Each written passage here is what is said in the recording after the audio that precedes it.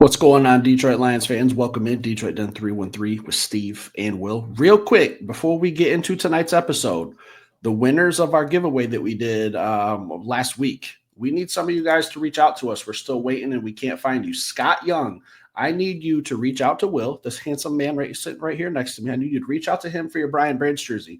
Also, Hakeem Morad, I need you to reach out to me for your Jamison Williams jersey. I believe there's someone in our Facebook group with the last name Morad. I reached out to them, have not gotten a response yet. Check your spam messages. Let's get this stuff sent out. But real quick, Will, what are we talking tonight?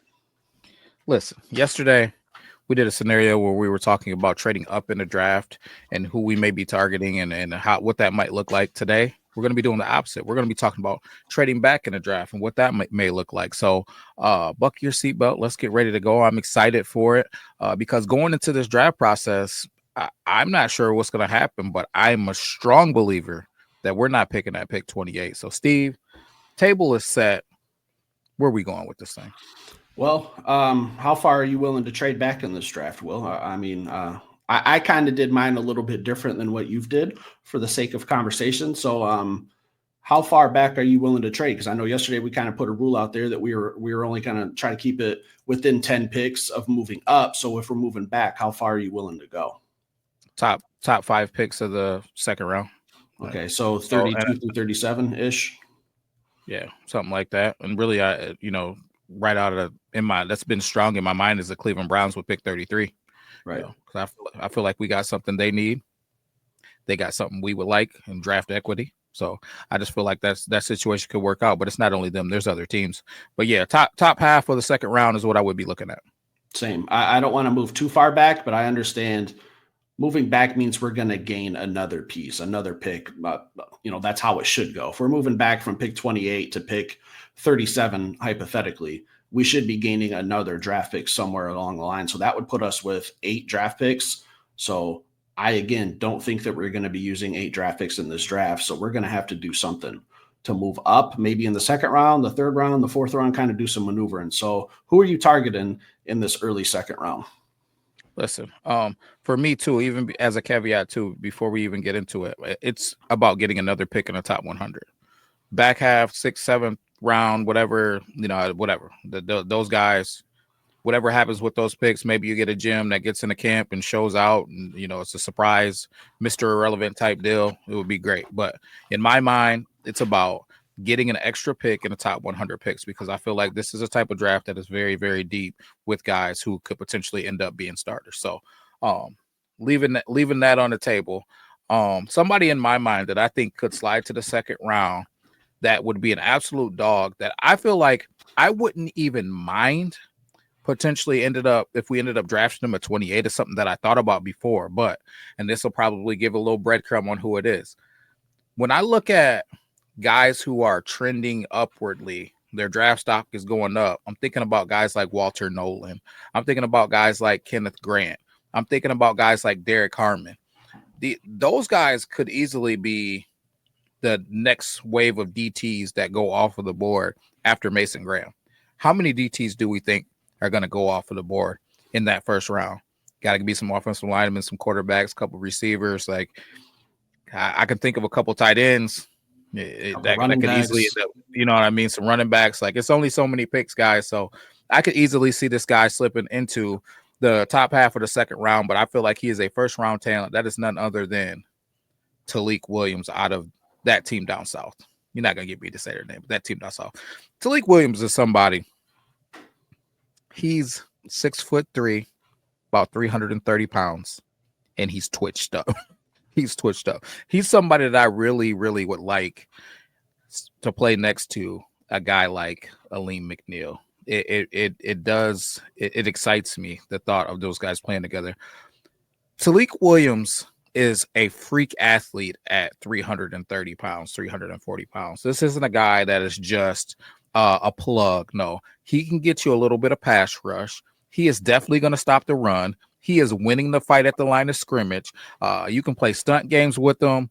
This is a guy that plays with a very, just extremely high motor.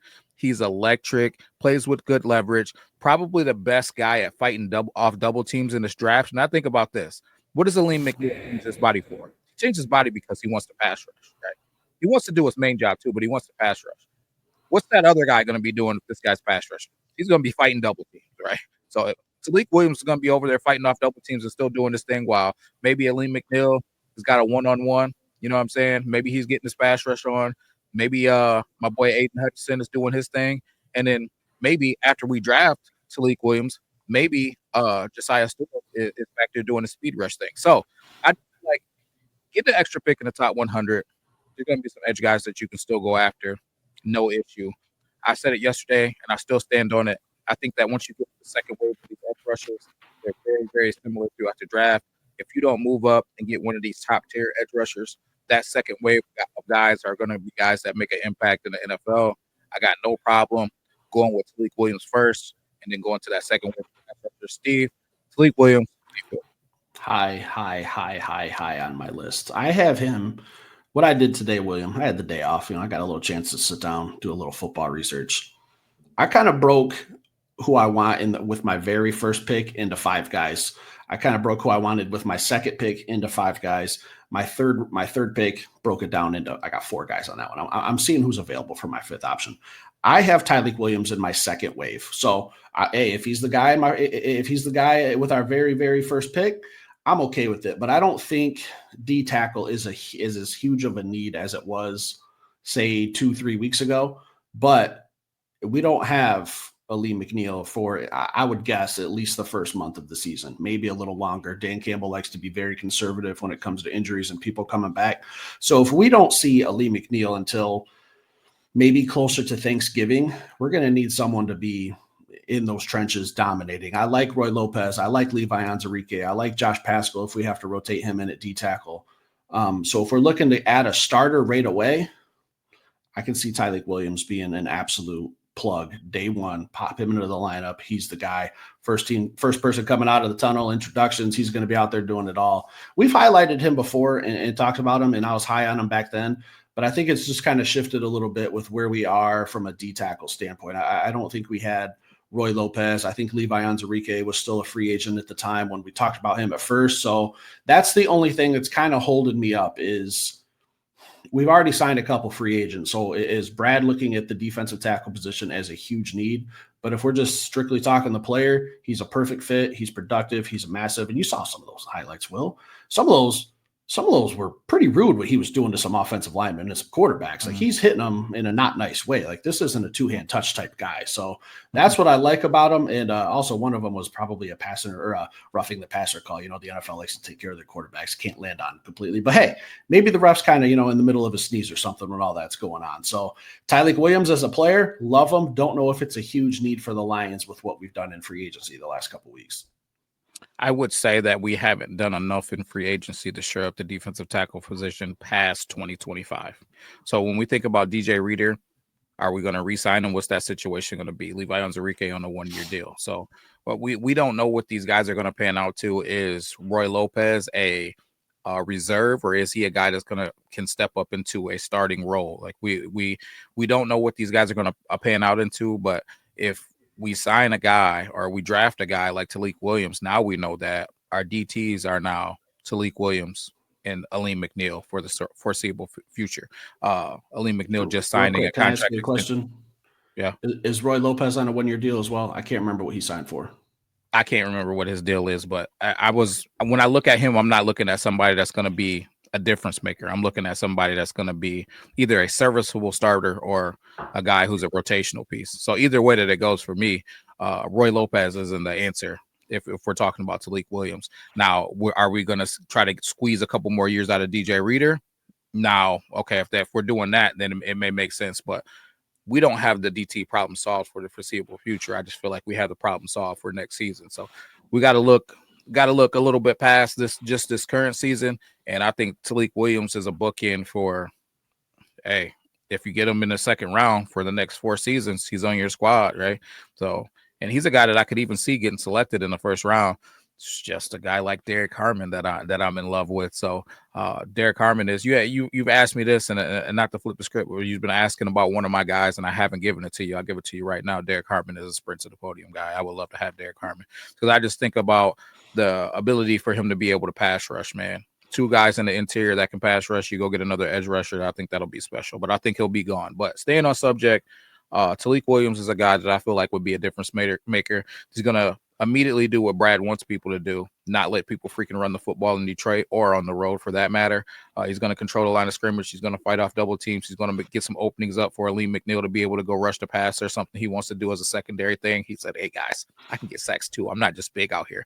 So the idea of getting an extra pick in the top 100, man, it really interests me. I was doing some playing around with some trade scenarios.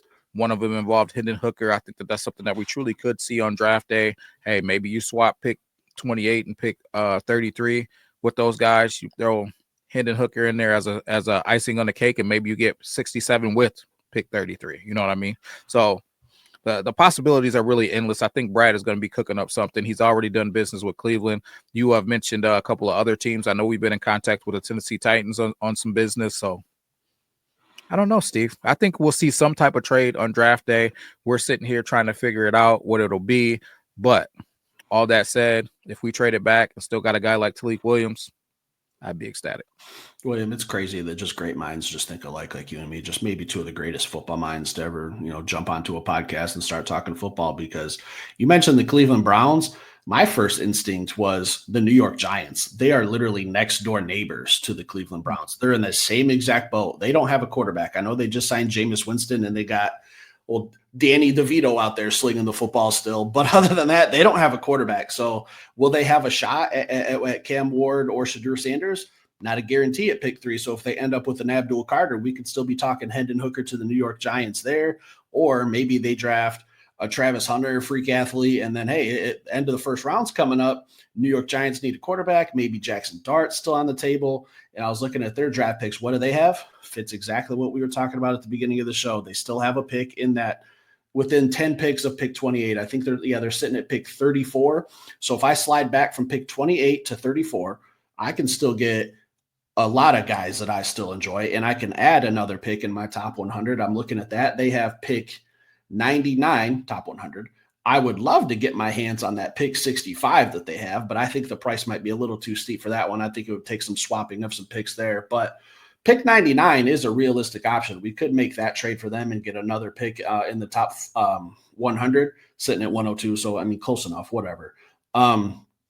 They could be looking for a quarterback. We could be looking, to do some business, moving back, moving up. We could package some other picks. We could throw that pick 99 and pick 196 and move up further into the second round and get another guy. Like it would give us some options to do some stuff like that. And I think if we move back to pick 34 in this scenario, we could get someone like a Landon Jackson, and then we could go to pick 60 and maybe we get a Josiah Stewart or a Darian Porter if you really want to shore up that safety position. Like I got some options with my guys, Will. So I know you're very, very high on Landon Jackson. How would you feel about that if he's the first pick at pick 34 or somewhere in that range?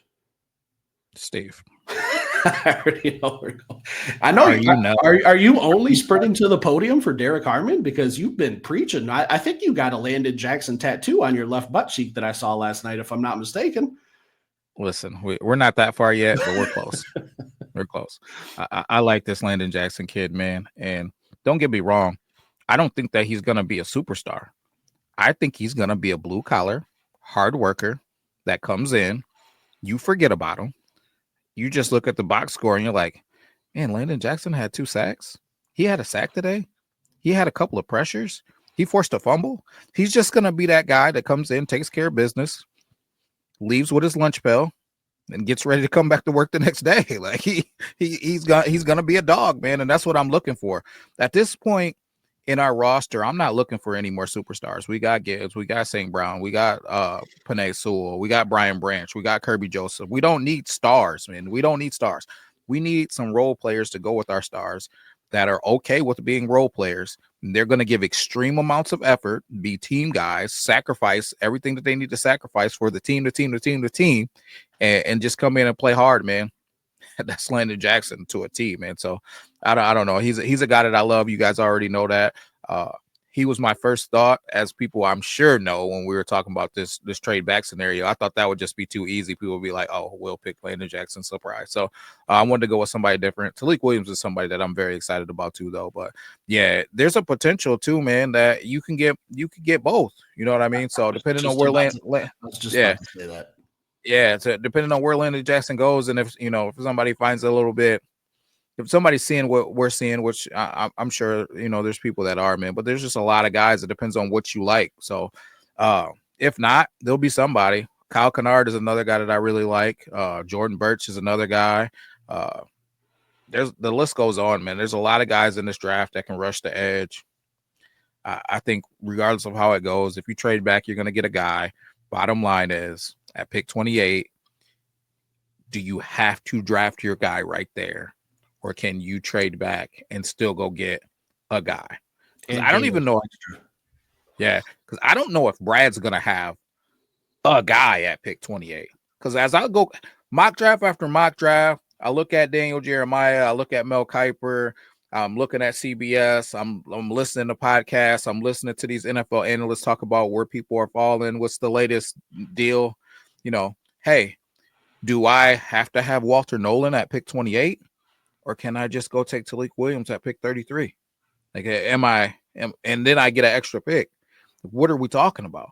Now, do I have to have, one of these? Do I have to have Nick Scorton? Do I have to have him at pick 28? Or am I okay with Landon Jackson at pick 34? And an extra pick in the top 100? That's what this thing boils down to. Being 100% transparent. Both of these shows matter to me because I do foresee, if Brad Holmes believes in somebody like a Michael Williams, or it could be somebody else, but if he believes in him, like this is the guy, I believe he'll trade up and go get him at the point where our roster is.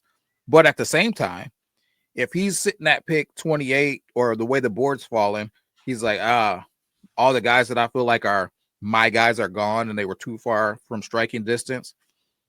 I think he'll trade back and get some more assets. Brad is about acquiring assets, right? Not players. When you hear him talking in conversation, he doesn't say this player, that player. He doesn't say Landon Jackson. He doesn't say Josiah Stewart. He says, I was looking at acquiring an asset. I traded back to get more assets. He's a businessman doing business. I could easily see us trading back in this draft, Steve. So set the table on what you got going on. So, Will, if I'm picking anywhere between pick 28 and pick 38, there's three guys I got to have in that window, and it's Landon Jackson, Donovan Ezoroku, or a JTT. Any one of those three, I'm good. Now, if I've traded back, I've gained an extra piece from whatever team wanted to move up into that first round. So if it's a team like the New York Giants and I've got pick 99 and I have pick 60, I can package that together and move back into the mid to late 40s, and I can maybe get a Talik Williams. I can maybe get a Jordan Birch. I can maybe get a Josiah Stewart. And I think right there, if you add any combination of Jackson, JTT, or Ezoroku, first pick. Second pick, any combination of Josiah Stewart, Jordan Birch, Talik Williams. Well, what are we doing? Yeah. What are we doing? And preferably, you give me Ezoroku, who's a very productive edge from Boston College, 16 and a half sacks, second in the nation in sacks, right behind Mike Green. And then my second pick, I maneuver the second round if I'm Brad Holmes, and I move up and I get a Talik Williams. I think I've just solved all of my draft problems. And the rest of the draft, go get me a guard somewhere. Go get me a safety somewhere. I like Jalen Reed from Penn State. I've been doing a little research on him. Detroit kid, productive at Penn State, likes to come up, play the run, kind of take that Ife Melifonwu type role. Not as big, but I think he's just as physical. Miles Frazier from LSU, offensive guard, might be available in the fourth round. I think he's a sure backup. Solid run blocker, pass protection, big kid, played SEC football, knows how to carry his weight. Fourth round pick. Well, Brad, I'm available on April 24th. All right. If I can have my wife watch the baby for a little bit, I'll come help Brad Holmes with this draft. Will, it's not even a problem. Just give me a sandwich. Listen, on behalf of Brad, we're going to pass on that. You're nuts. We're going to pass. You're nuts. I just go ahead and answer. I just go ahead and answer for you. Brad is going to want you to go ahead and stay with me. He doesn't want the people, just worried about us. We can't take everybody in the war room. It would just be we're a package deal. I'll tell Brad hey, Yeah. I gotta have a +1. That's the only stipulation is a cheese sandwich, and I get to bring Will. Listen, hey, Detroit Den 313. I will not leave you. You see, Steve. I don't know what's happening. I don't know. I try to keep him here with us, guys. But no, I'm super excited, man. But I foresee both of these things as potential things that could happen. But Steve, toss it at you. What do you believe is a stronger possibility? Us trading up in the draft or us trading back in the draft? I think everyone, and not just us, I think every single Detroit Lions fan has had this conversation with your boys while you're out at the bar doing whatever. You've had this conversation if you're a football fan. What should Brad Holmes do? Trade up, move back? What do I think he'll do? I think I'm in the same exact boat as you. If he's got his guy within striking range, he's going to go get him. If he's got some second-tier grades on some people, I think he's going to move back. This is a politician's answer. This is a Will answer. Because I don't think he's picking at 28. I'll say that. I do not think we're making a pick at pick 28. I think it's going to be very similar to last year where we were at pick 29. Terrion Arnold kept sliding. That was someone that Brad had his eyes on. Got to pick 24. Dallas Cowboys, hey, pick up the phone. I'm calling. Go up there, get Terrion Arnold. I think it's going to be exactly the same as last year. This isn't like the years before where we had 2 first-round picks and we could kind of move back, move up, do crazy things in the first round. I just think that there is a handful of guys he's got his eyes on. This is just what he does. And if they all are gone, I think you're 100% right. He's going to say, hey, let's get on the phone. Let's try to move into the early second round. So it's not a politician's answer. That's really, truly what I believe. All right. Last thing that I'll hit you with, because I feel like people, I've given up the sauce. I've given up my secrets. I haven't been keeping these secrets from the people. That said, pick 28. We're selecting. Who's your sprint to the podium guy? Realistically, that's hard because I love Mike Green. I love his production. I talk about him all the time. I think I mention him every episode. I think with his allegations, he's off Brad Holmes' radar, so I have to kind of think like him. Sprint to the podium, I don't think I have one if it's not Mike Green. I don't think I have a sprint to the podium guy. I have some guys where I'm sitting there and I'm like, hey, I got my card filled out. I'm waiting on someone to call, see if it's worth a trade back. I do like Tyleik Williams. I think I'd be okay with him at pick 28, even though he's in my second wave of guys. That's kind of my middle of round 2 before pick 60, if we can move up a little bit to get him. But if he's the pick at pick 28, it makes sense. It makes a lot of sense. But there's some edge rushers out there that I like. Donovan Ezaraku, not a sprint to the podium guy for me, but hey, I'll take this down to like 2 minutes left on the clock, and then I'm just going to go ahead and take Donovan Ezaraku if I don't get an amazing deal. Yeah. Who's your sprint to the podium guy? Just Derek Harmon? Is that the only one? Listen. Jalen Milroe, pick 28, sprinting.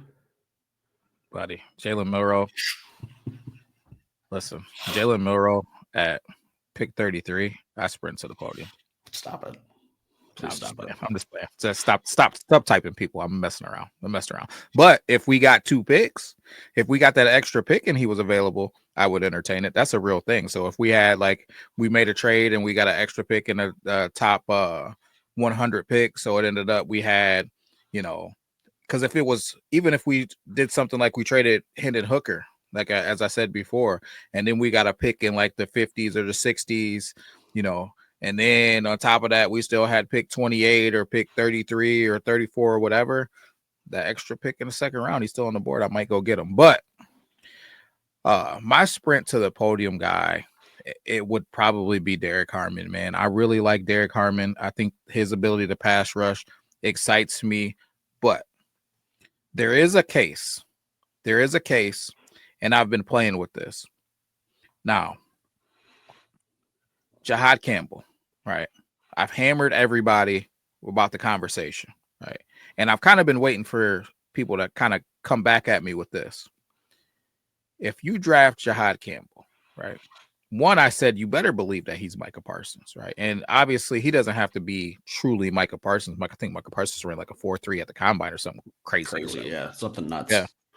But you better believe that he's going to have production rushing off of the edge, even if it's just blitzing off of the edge. But he better be able to play some edge and a respectable amount of edge, right? But I started playing with this scenario in my mind, Steve. If you sprint to the podium and go get Jahad Campbell, man, then maybe you go get Josiah Stewart. Jaden Daniels comes to town. Jahad Campbell at pick 28. Yeah, and then you go get Josiah Stewart at pick 60. Jaden Daniels just comes in and runs for his life. Josh Allen just comes in and runs for his life. Lamar Jackson just comes in. Jordan Love just comes in. Like, these guys just come in and run for your life. You're talking about Alex Anzalone. You're talking about Jack Campbell. You're talking about Jahad Campbell. You're talking about Josiah Stewart. You're talking about Aleem McNeil. You're talking about Aiden Hutchinson. And then you could still be talking about, hey, my man, what's his name?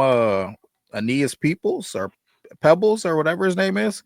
He's another one I really like, man, later on in this draft, man. Even though he's a little guy, he's only 6 feet tall or 6'1" or whatever. But I don't know if you watched him, but he's got some freaky, crazy pass rush rules.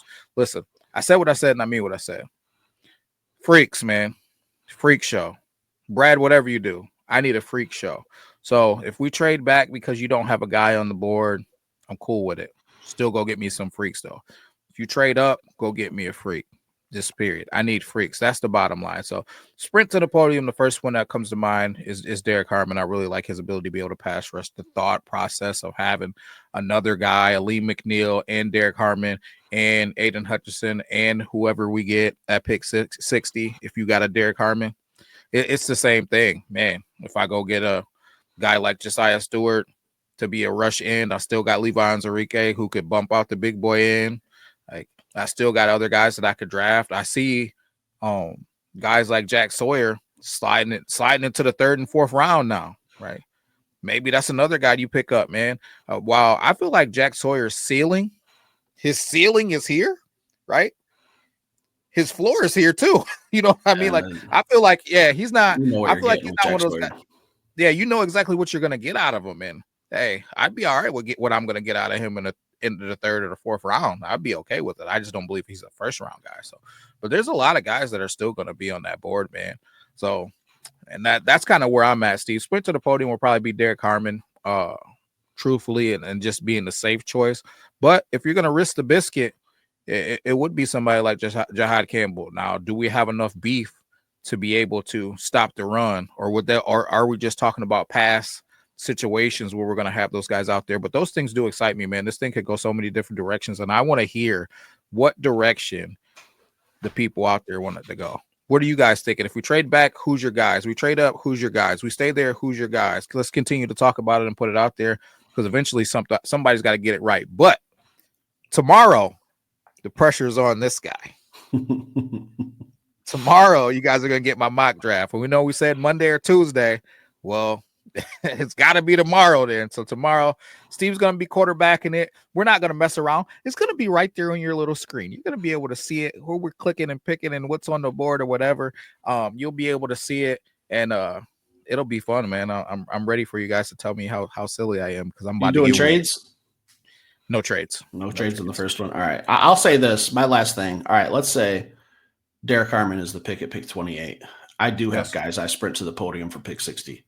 I do have 3 guys I sprint to that podium for at pick 60, William.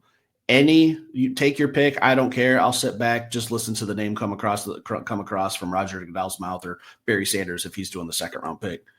You get me Donovan Ezeraku at pick 60, JTT at pick 60, who was the best edge rusher on that Ohio State team, not Jack Sawyer, or Landon Jackson at pick 60. So you give me Derek Harmon in round 1 and any one of those 3 guys in round 2, Will, at pick 60. I think one of them will be there, maybe 2. Thoughts and prayers. I just shored up my defensive tackle for the next 4 to 5 years in the 1st round. And then I've got my edge rusher with Aiden Hutchinson for the next at least 4 years. Thoughts and prayers. Our defensive line is set. It's done. It's RIP to quarterbacks, Will. Winning one-on-ones with rushing 4 is exactly how this team would be designed. Aiden Hutchinson's going to win a one-on-one. Aleem McNeil, when he's healthy, is going to win a one-on-one. Tyleik Williams is going to win a one-on-one. JTT, Donovan Ezeraku, Landon Jackson, I have faith that they'll win a one-on-one more often than they won't, especially as a rookie. So, Will, you give me those 2 guys, Thoughts and prayers. Just run for your life if you're a quarterback. The only problem that you have with that is the only one that's going to be there is JT. Maybe. Izaraku might go in the first round, to be honest. Could. Landon Jackson, I see going before pick 45. Yeah. So at pick 60, I think JT maybe he might be there. But I'll say this. I've also said that Brad Holmes is not picking 7 players. So if that's the part where he strikes and he moves up in the second round, that's fine with me too. If he has to move to pick, I'll just throw out a number, 43. I think for sure one of them will be there, maybe 2. Maybe Landon Jackson and JTT. Take your pick. Yeah. I mean, I could see maybe Landon Jackson still being there. I think JT might be there at pick 200. I don't know. Stop it. We're done. All right, guys, we're gonna wrap up this show. Again, like I said at the beginning, Team Morad, reach out to me for your JMO jersey. Todd Smith, reach out to Will. I think it was Todd Smith, wasn't it? No. Whoever I said at the beginning, reach out to Will, get your stuff. We want to get that shipped out. It's all packaged. It's ready to go. Sit downstairs at my dining room table, waiting to go. I just need to put a name and an address on one last thing, and then we're shipping. Scott Young, reach out to Will. Team Morad, reach out to me. Stick around, hit that like button. We'll be back later with another show. Mock draft tomorrow, big day. Don't miss it. Peace.